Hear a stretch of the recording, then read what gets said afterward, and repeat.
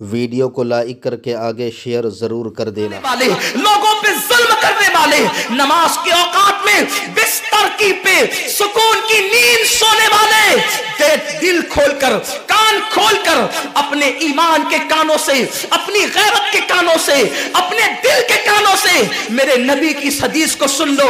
अल्लाह के हबीब सल्लल्लाहु अलैहि वसल्लम फरमाते हैं, मेरी उम्मत को उस वक्त तक कोई रुस्वा नहीं कर सकेगा, मेरी उम्मत को उस वक्त तक कोई जलील नहीं कर सकेगा जब तक उम्मत माह रमजान शरीफ का एहतराम करती रहेगी। हजरत उम्मे हानी ने पूछा, या रसूल अल्लाह, माह रमजान शरीफ का एहतराम करना क्या है और रमजान शरीफ का हक ज़ाय करना क्या है? आका फरमाते हैं, जो रमजान शरीफ में भी कबीरा गुनाहों में मुब्तला होते हैं वो रमजान शरीफ के हक को ज़ाय करते हैं, और जो रमजान शरीफ के हक को ज़ाय कर दे फिर उस वक्त उम्मत को जिल्लत और रुसवाई से दुनिया की कोई ताकत बचा नहीं सकती। आज माह रमजान शरीफ का एहतराम क्या हो रहा है? कल तक के मुसलमान और दिनों में गुनाह करते थे, लेकिन रमजान शरीफ आता था तो कम से कम फिल्में लोग देखना बंद कर देते थे, दाढ़ियां मुंडाना बंद कर देते थे, मस्जिदों को आबाद करना शुरू कर देते थे। अब तो लोग किस कदर बेबाक हो गए, किस कदर निडर हो गए कि रमजान शरीफ में भी लोग अपने आप को गुनाहों से नहीं रोकते, बल्कि मेरी कौम का जवान बड़े धड़ल्ले से कहता है, यार अपने से रोज़ा नहीं रखा जाता इसलिए कि हमें तो गुटखे की आदत है, हमें तो पान की आदत है, हमें तो सिगरेट की आदत है। शर्म करो, शर्म करो। नबी के नाम पे जान कुर्बान करने की बात करने वालों, जो नबी के नाम पर 12-16 घंटे भूखे और प्यासे न रह सके, वो नबी के नाम पे जान क्या कुर्बान कर सकते? और जब से तुमने एहतराम रमजानुल मुबारक तर्क कर दिया, तुम्हारी आबरू को लोगों ने खेल बना लिया, और अब तो लोगों को एहसास से गुनाह भी नहीं रहा, एहसास से जुर्म भी नहीं रहा। गुनाह के साथ अगर एहसास से गुनाह इंसान की जिंदगी में है तो इंसान अपने आप को गुनाहों से बचा लेता है, लेकिन अब हमारे अंदर एहसास से गुनाह नहीं। अब तो हम गुनाह को हुनर समझते हैं, अब तो हम गुनाहों को फैशन समझते हैं। एहसास से गुनाह क्या है? अगर इंसान गुनहगार हो और एहसास से गुनाह भी हो तो वो एक न एक दिन सुधर जाता है, वो एक न एक दिन संवर जाता है। हमारे पास एहसास से गुनाह खत्म हो गया। आइए बताऊं, एहसास से गुनाह कितनी कीमती चीज है। रमजान शरीफ में खा रहे हैं, पी रहे हैं, बल्कि मुसलमानों की होटलें बंद है तो गैर मुस्लिमों की होटलों में खा रहे हैं, छुप छुप कर घरों में खा रहे हैं। लोगों से छुप कर खाने वालों, जो तेरा कुछ नहीं बिगाड़ सकता तू उस इंसान से छुप करके खा रहा है। जो खुदा तुझे सजा देगा क्या तू उसकी निगाहों से भी छुप सकता है? और रोजे भी क्या रोजे रह गए, अब तो रोजे भी रस्म बन गए। जो रोजे रखते हैं रमजान शरीफ में, उनको रोजा रखने की आदत है, वो रोजे को इबादत नहीं समझते। जो रोजा आदत बन जाए वो निजात नहीं दिला सकता, जो रोजा इबादत बन जाए वो निजात दिला सकता।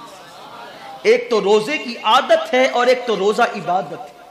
रोजा आदत और इबादत में फर्क क्या है?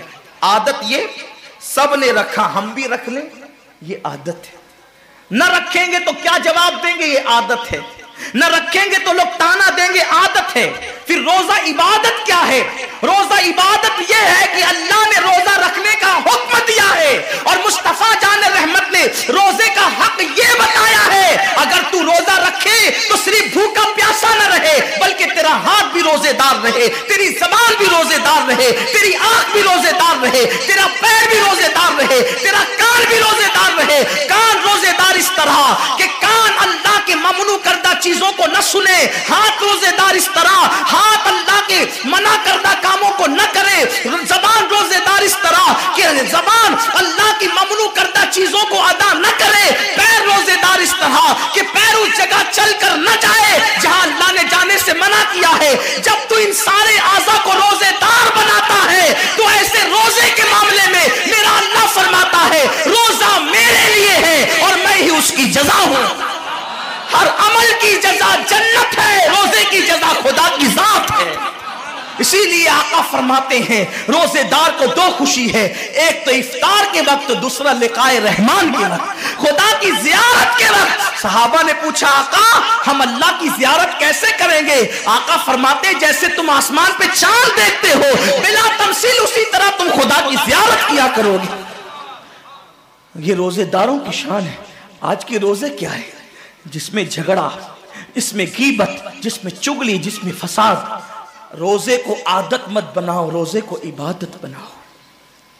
एहसास मिट गया, इबादतों का एहसास मिट गया, गुनाहों का एहसास खत्म हो गया।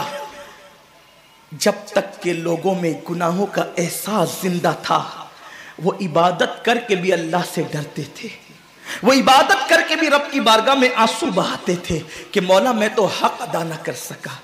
लेकिन आज एहसास नहीं है, इसलिए लोग हंसते हंसते इफ्तार करते हैं। हालांकि सहाबा का मामूल था जब इफ्तार का वक्त आता वो हाथों को उठा करके रोते और कहते मौला रोज़ा तो चला गया लेकिन रोज़े का हक ना अदा हो सका। आंसू बहाते, डरते। लेकिन आज ऐसा कुछ भी नहीं है। हमारी सारी नियतें तो दस्तरखान पे लगी होती है इफ्तार के वक्त। आइए एक बात निकल आई, एहसास गुनाह। क्या है एहसास गुनाह? आका ने फरमाया ना कि जब रमजान शरीफ का हक ज़ाय कर दोगे तो अल्लाह तुमसे इज्जत को छीन लेगा, तुम जलील और रुस्वा हो जाओगे। एहसास खत्म है गुनाह का, इसीलिए रमजान शरीफ में भी गुनाह करते हैं और गुनाह कर रहे हैं तो जलील हो रहे हैं। एहसास किसे कहते हैं? एहसास यह है कि मैंने क्या किया। छोटे से गुनाह को बड़ा समझना, मैंने क्या किया। एक खातून बारगाह रिसालत में आई और अर्ज किया या रसूल अल्लाह मुझसे जिना हो गया है, मैंने बहुत बड़ा जुर्म कर लिया है, आप मुझ पे हद लगा दें, हद जारी कर दें ताकि मैं गुनाह से पाक हो जाऊं। अल्लाह के हबीब ने एहसास से गुनाह देख करके फरमाया कि जा, अभी तेरे पेट में बच्चा है, तेरे जुर्म की सज़ा तेरे पेट के बच्चे को नहीं दी जा सकती। अगर तुझ पे हद लगेगी तो वो बच्चा भी ख़त्म हो जाएगा। जब बच्चा पैदा हो जाए उसके बाद आना। बच्चा पैदा हो गया तो वो लेकर के आई। आका फरमाते हैं तेरी जान चली जाएगी तो इसकी परवरिश कौन करेगा, इसको दूध कौन पिलाएगा? जा इसको दूध पिला उस वक्त तक जब तक ये खाने न लगे। वो बच्चे को 2 साल तक दूध पिलाती रही और जब बारगाह रिसालत में आई तो बच्चे के हाथ में रोटी का टुकड़ा दे करके आई। बच्चा रोटी खा रहा था। अर्ज़ की आका मुझ पे हद जारी करें ताकि मेरा गुनाह जो मेरे दामन पे लगा है वो धुल जाए। हुजूर ने 3 मरतबा उसको अपने दरवाजे से टाला। अगर कोई दूसरा होता उसको ढील दी जाती तो वो भाग जाता, दोबारा पलट करना आता। लेकिन एहसास गुनाह था, गुनाह का एहसास था कि यहां गुनाह मिट जाए ताकि वहां जवाब देने से बच जाऊं। उस खातून ने 3री मरतबा हाजिरी दी, हुजूर अब मेरा बच्चा रोटी खाने लगा है, मुझ पे हद लगा दे ताकि मैं पाक हो जाऊं। अल्लाह के हबीब ने फरमाया अल्लाह की बंदी, जब अल्लाह ने तेरे जुर्म पे पर्दे डाल दिए थे तो तूने इजहार जुर्म क्यों किया? अब चूंकि तू जुर्म का इजहार कर चुकी है, इकबाल गुनाह कर चुकी है, अब तुझ पे हद लगाई जाएगी। और उसको संगसार कर दिया गया। जब वो मर चुकी और उसको दफन कर दिया गया तो किसी ने कहा कितनी बदबख्त थी वो औरत जिसने रसूल पाक के दौर में मुंह काला किया। मेरे नबी ने फरमाया तू उसका गुनाह देखता है, तो उसका एहसास से गुनाह नहीं देखता। उसने ऐसी तौबा की है, अगर उसकी तौबा 70 जहन्नमियों पे तकसीम की जाती तो अल्लाह उनको भी जन्नत अता फरमा देता। आकाए करीम सल्लल्लाहु अलैहि वसल्लम फरमाते हैं जो रमज़ान शरीफ में गुनाह कबीरा करते हैं। अब गुनाह कबीरा की बहुत बड़ी तारीफ है, उसको नहीं बयान करूंगा, लेकिन जो गुनाह कबीरा बड़ा गुनाह करते हैं, पहली बात तो चूंकि मेरा मसलक सूफिया है, सूफिया से किसी ने पूछा कि गुनाह बड़ा क्या है? इमाम गजाली फरमाते हैं ना कोई गुनाह छोटा है ना कोई गुनाह बड़ा है। बात तो ये है जिस गुनाह पर खुदा तेरी पकड़ कर ले वही गुनाह सबसे बड़ा है, और जिस नेकी पर खुदा तुझे बख्श दे वही नेकी सबसे बड़ी है। किसी गुनाह को छोटा समझ के मत करो, पता नहीं वो किस गुनाह पे नाराज हो जाए। तो अल्लाह के हबीब सल्लल्लाहु अलैहि वसल्लम फरमाते हैं जो रमजान शरीफ में बड़ा गुनाह कबीरा गुनाह करते हैं, साल भर तक फरिश्ते उस पे लानत करते रहते हैं, और अगर उसी साल उसको मौत आ जाए,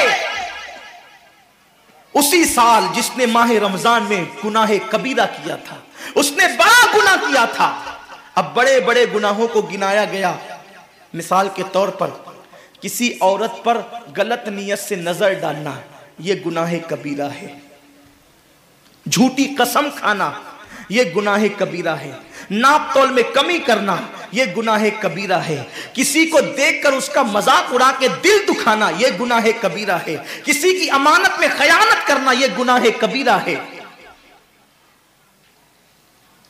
मां बाप का दिल दुखाना, यह गुनाह कबीरा है।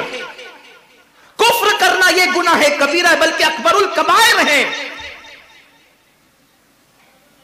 70 की फहरिस्त इमाम सुयूती ने गिनाई है, और फिर 70 की फहरिस्त गिनाने के बाद फरमाते 70 पर यानी 1 2 3 4 वाला 70 नहीं, बल्कि अल्लाह के हबीब ने यहां जो 70 फरमाया है, ये 70 गिनती वाला 70 नहीं है, बल्कि कसरत बताने के लिए 70 है। जैसे कि हम कहते हैं ना, मैंने तुझे 50 बार समझाया तू नहीं माना, मैं 100 बार तेरे घर आया तू नहीं मिला, तो इसका मतलब ये नहीं कि 99 के बाद एक जो मिला करके आता है वो 100 नहीं, गिनती का 100 नहीं। यहां 100 बताना कसरत बताने के लिए है, यहां 50 कहना कसरत बताने के लिए है। तो अल्लाह के हबीब फरमाते हैं 70 बड़े गुनाह है, यानी इतनी तवील तादाद में इतनी कसरत से